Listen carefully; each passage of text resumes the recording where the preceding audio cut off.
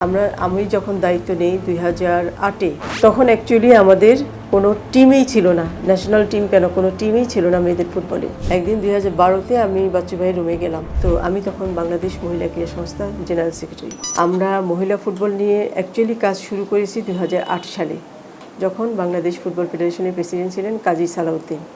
তখন থেকে মূলত মহিলা ফুটবলের কাজ শুরু হয়েছিল। এর আগেও হয়তো কেউ কাজ করেছেন, কিন্তু সেইভাবে দৃশ্যমান কোনো কিছু ছিল না।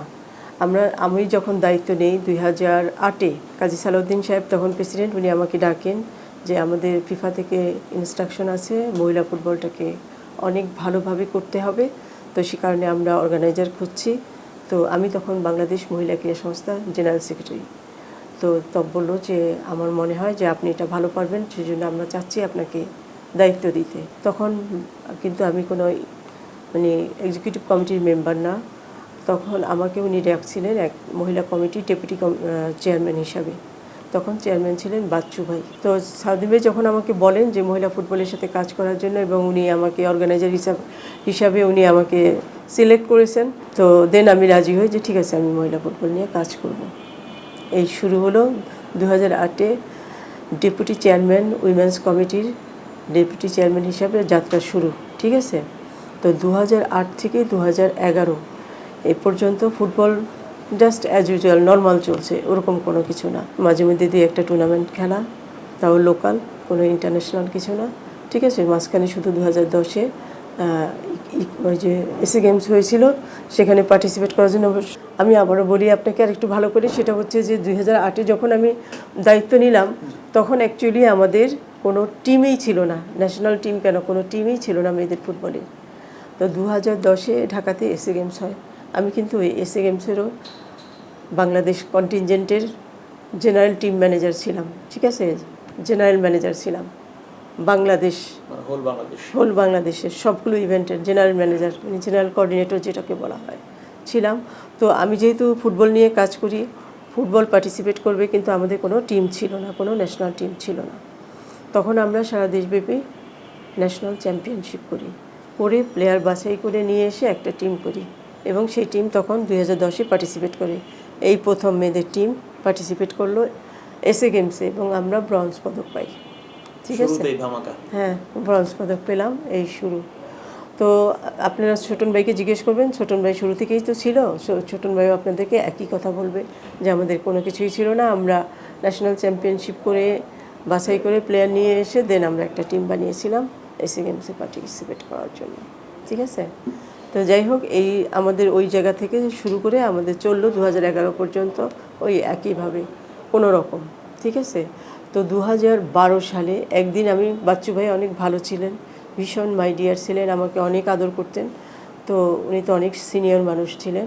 একদিন 2012-তে আমি বাচ্চু ভাই রুমে গেলাম, যে আমি বাচ্চু ভাইকে বলবো যে বাচ্চু ভাই আপনি যে, উনি তো চেয়ারম্যান, উনি যা করেন আমি ওনাকে সাপোর্ট করি, কারণ উনি আমার সিনিয়র, ওনাকে তো ওনার এগেনস্টে কোনো কিছু করার তো আমার ওই ভদ্রতা জ্ঞান আমার আছে, আমি ওইটা শিখি নাই কাউকে ছোট করা বা কিছু করা। এই জন্য উনি যেটা করতেন আমি ওনাকে সাপোর্ট করে যেতাম, ভুল হলেও সাপোর্ট করতাম, সঠিক হলেও সাপোর্ট করতাম, সাপোর্ট করে যেতাম, যেহেতু উনি সিনিয়র এবং চেয়ারম্যান। তো 2012-তে একদিন আমি ওনাকে বললাম, বাচ্চু ভাই আমি আপনার সাথে আজকে কিছু কথা বলবো, এবং আমি আজকেই মহিলা ফুটবল থেকে রিজাইন করে চলে যাব। তো বলছে সে কেন? আমি বললাম যে আপনারা যেভাবে মহিলা ফুটবলটা করতেছেন আমি আপনাকে সাপোর্ট করে যাচ্ছি, বাট এটা অ্যাকচুয়ালি এইভাবে যদি যান তাহলে মহিলা ফুটবল কিছুই হবে না, কারণ আমি যেখানেই কাজ করি আমি সেখানে একটা টার্গেট নিয়ে কাজ করি, একটা ভিশন সেট করি, এবং সেভাবে আমি কাজ করি। তো এখানে তো অ্যাকচুয়ালি সেটা হচ্ছে না। আমার যে টার্গেট, আমার যে ভিশন, যে মেয়েদেরকে নিয়ে আমি ওয়ার্ল্ড কাপে যাব, এজ লেভেল ওয়ার্ল্ড কাপ, তারপরে মেইন ওয়ার্ল্ড কাপ, কিন্তু যেটা যেভাবে চলছে সেভাবে তো সেটা কোনো দিনও সম্ভব না। তখন বাচ্চু ভাই বললো যে কী করবো, আমাদের তো টাকা নাই, আমরা তো এটা, বাচ্চু ভাই তখন শরীরও খারাপ। তো বাচ্চু ভাই বললাম যে ঠিক আছে, তাহলে টাকা নাই যখন আপনারা এইভাবেই করবেন তাহলে থাকুক, আমি করবো না, কারণ আমি এইভাবে পোস্ট পজিশনের জন্য অ্যাকচুয়ালি কোথাও কাজ করি না। আমি কাজ করি একটা টার্গেট নিয়ে, এবং সেই টার্গেটে পৌঁছানোর জন্যই আমি কাজ করি। বললাম যে আপনার সাথে আমি এখন কথা বললাম, আপনাকে শেষ করে আমি দোতলায় প্রেসিডেন্টের কাছে যাব, তাকেও বলবো যে আমাকে ছেড়ে দেন, আমি আর ডেপুটি চেয়ারম্যান হিসাবে মহিলা কমিটিতে কাজ করব না। তখন বাচ্চু ভাই আমাকে বললো, কিরণ তুমি যেও না, তুমি চলে গেলে তো মহিলা ফুটবল নিয়ে আমি কাজই করতে পারবো না। তার তখন শরীরও খারাপ। বলে যে তুমি কিভাবে করতে চাও তুমি সেভাবেই করো, আমি তোমাকে সাথে থাকবো। তখন আমি বাচ্চু ভাইকে বললাম, বাচ্চু ভাই আমি বললাম আমার প্ল্যানিংটা, বললাম যে আমি এইভাবে করতে চাই। তখন উনি আমাকে বললেন যে এভাবে যে করবে টাকা কোথায়। তখন বাচ্চু ভাইকে আমি বলেছিলাম যে বাচ্চু ভাই আমি তো ব্যবসা করি, আমার ব্যবসায়িক কানেকশন থেকে আমি চেষ্টা করব, ড্রাইভ দিব, আমার বিশ্বাস কিছু না কিছু হবে। তখন বাচ্চু ভাই আমাকে বললেন যে ঠিক আছে তাহলে তুমি শুরু করো। তো বাচ্চু ভাই রুম থেকে বের হয়ে আমি প্রেসিডেন্টের রুমে গেলাম, গিয়ে বললাম যে প্রেসিডেন্ট এই প্ল্যানিং হয়েছে, তো আমি আজকে থেকে ড্রাইভ দিব আমার প্ল্যান অনুযায়ী ফুটবলটাকে এগোনোর জন্য। তখন প্রেসিডেন্ট আমার সাথে এগ্রি করলেন যে আসলে ইয়ার লং ট্রেনিং যদি আমরা না করি, আমাদের যদি ফরেন লোকাল মিলিয়ে ভালো কোচিং স্টাফ না থাকে, তাহলে এই ফুটবল নিয়ে আমরা কোনো দিনও আগাতে পারবো না, ভালো কিছু হবে না। তখন প্রেসিডেন্ট বললো যে ঠিক আছে তুমি শুরু করো। দেন আমি আমার পার্সোনাল বিজনেস কানেকশন থেকে যোগাযোগ করে একটা এনজিওর কাছ সাথে কথা বলে কিছু ফান্ড রেজ করি। সেটা কিন্তু কোনো স্পন্সরশিপ ছিল না, সেটা ছিল একটা প্রজেক্ট। সে একটা প্রজেক্ট, না সেটা একটা প্রজেক্ট। সেই প্রজেক্টে রীতিমতো আমাকে কাজ করে দিতে হয়েছে। কাজ করে দিছি, তারপরে সেখান থেকে যে টাকাটা আসছে সেটা দিয়ে আমরা সারা দেশে ট্যালেন্ট হান্ট করছি, করে ঢাকার বাইরে 7টা ভেন্যুতে আমরা ট্রেনিং করিয়েছি। 3 মাসের ট্রেনিং করিয়ে তারপরে তখন আমরা যে প্লেয়ার বাছাই করেছিলাম, আমার যতটুকু মনে পড়ে 210 জন প্লেয়ার বাছাই করেছিলাম, সেটাকে নিয়ে আমরা রাজশাহীতে একটা টুর্নামেন্ট করি।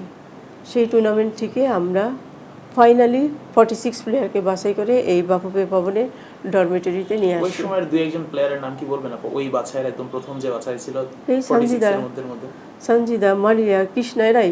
তো বেশি দিন আগের কথা না তাহলে? না, ওরা তখন আন্ডার 12। আচ্ছা, ঠিক আছে, ওরা তখন আন্ডার 12, এদেরকে নিয়ে আসি তখন। ঠিক আছে, তো বাফুফে ভবনে যখন নিয়ে আসি, দেন আমি প্রেসিডেন্টের সাথে আবারও বসি যে প্রেসিডেন্ট আমি তো নিয়ে আসলাম, এখন কিভাবে কাজ করবো, কারণ এদের খাওয়ার জন্য প্রতিদিন দরকার হয় 30 থেকে 35 হাজার টাকা শুধু খাওয়ার, হ্যাঁ পার ডে। এরপরে এরা তো আন্ডার 12, ওদের পড়াশোনা, 4 জন প্রাইভেট টিউটর, তার বেতন, ঠিক আছে, ওদের পড়াশোনা করার জন্য বই খাতা টাতা যা যা দরকার হয় সেগুলো। ওরা প্র্যাকটিস করতে কমলাপুর যাক আর ন্যাশনাল স্টেডিয়ামে যাক, যেখানেই যাক ওদের বাস, বা তখন তো আমাদের বাস ছিল না, বাস তো পরে হয়েছে, বাস ভাড়া। ওরা প্র্যাকটিস করে আসলে ওদেরকে আইস বাথ করতে হয়, ice, medical expenses, sports gears, jersey, pant, boot, heads থেকে শুরু করে সব কিছু, এগুলো সব কিছু যোগ করেন, দিন শেষে গিয়ে কতগুলো টাকা হয়। তো এইভাবে যদি বছরের পর বছর করতে হয় সেটা কত টাকা। তো ওইটা শুরু করলাম। হ্যাঁ, প্রেসিডেন্ট বললো যে শুরু করো, একটা কিছু হবে। তো শুরু করলাম। অ্যাকচুয়ালি বছরের পর বছর যাচ্ছে, আমি একদিন প্রেসিডেন্টকে বললাম, প্রেসিডেন্ট একটা কিছু তো হচ্ছে না। ওই একটা কিছু হয়েছিল 2018 সালে, ঠিক আছে। সে 2018 সালে কী হয়েছিল, ঢাকা ব্যাংক, তখন ঢাকা ব্যাংকে আমরা পেয়েছিলাম। এই জন্য আপনাদের মাধ্যমে আবারও আমি ধন্যবাদ জানাতে চাই ঢাকা ব্যাংককে, কৃতজ্ঞতা জানাতে চাই ঢাকা ব্যাংকে, কারণ আমাদের এই দুঃসময়ে ঢাকা ব্যাংক আমাদের পাশে এসেছিল, এখন অবধি আছে এবং ইন ফিউচারও থাকবে। তো আপা বেশ আমরা একটা লং জার্নি শুনলাম, 6 বছর, 6টা বছর। আপনি তো আমি এক্সপেন্সেসটা বললাম, 6টা বছর এই এক্সপেন্সেসগুলো বিয়ার করছি আমি এবং প্রেসিডেন্ট কাজী সালাউদ্দিন। 12 থেকে 18, তারপরে হচ্ছে স্পন্সর আসে, আর এখনো তো তারপরে তো অনেক হিসাব নিকাশ। আপা একটা কথা বলছিলেন যে মেয়েদের কথা, যে ওরা হচ্ছে, আমরা শুধু জানি মেয়েরা ক্যাম্পে হচ্ছে থাকে, খাওয়া দাওয়া করে, খেলে, এর বাইরে আর কি কি করে এই বিষয়গুলো যদি একটু বলতেন। যেমন পড়াশোনার কথা বলছিলেন, এইগুলো আমরা আসলে মিডিয়াতে কম আসে বিষয়গুলো।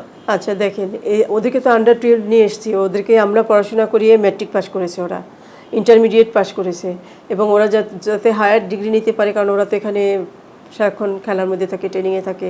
ওরা যদি পড়াশোনা না করে একটা টাইমে তো ওদের প্লেয়িং এজ থাকবে না, তখন ওদের ফিউচার কি। এই জন্য আমরা আইওবির সাথে অ্যাফিলিয়েটেড করি, করে আইওবিকে অ্যাফিলিয়েটেড করে ওদের ফ্রি পড়ার ব্যবস্থা করি।